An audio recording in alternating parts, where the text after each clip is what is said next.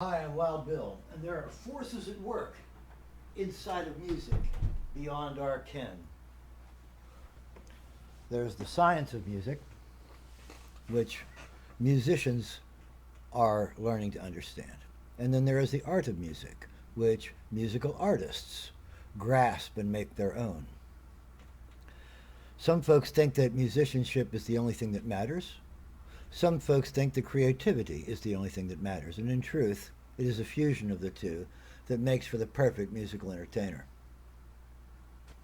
For those that believe in the letter of the law of music, the science of music, you're absolutely correct in most things.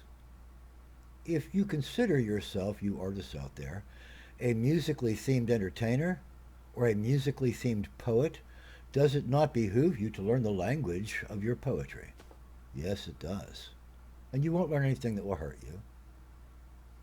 Extreme focus on anything can bring pain, and that's one of the problems with.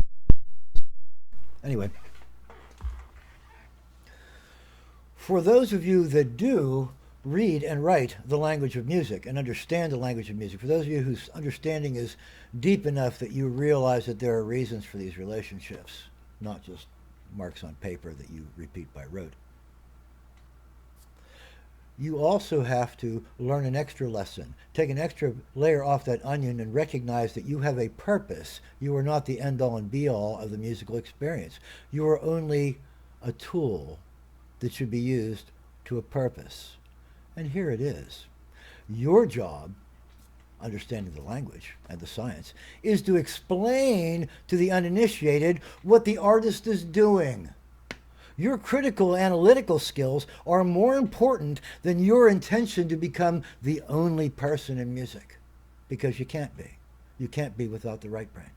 You cannot be a consummate musical entertainer without a huge heaping helping of understanding of the science and the language of your art, behind your art,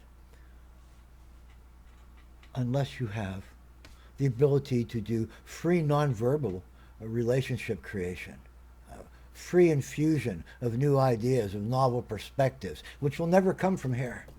These are all variations on a theme. That's the whole concept. Melody, the whole concept of melody is variations on a theme. The whole concept of soloing is variations on a theme. That theme being the melody. Yeah. So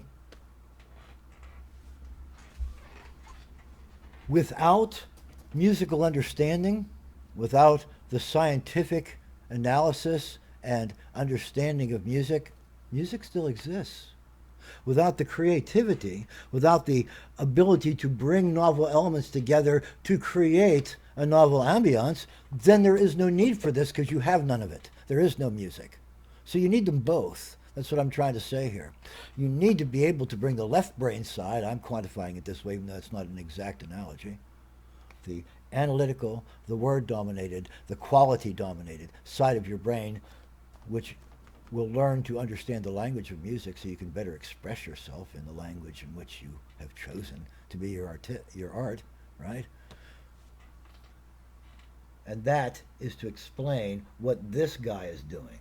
The guy that what are you playing there? Why does it sound good?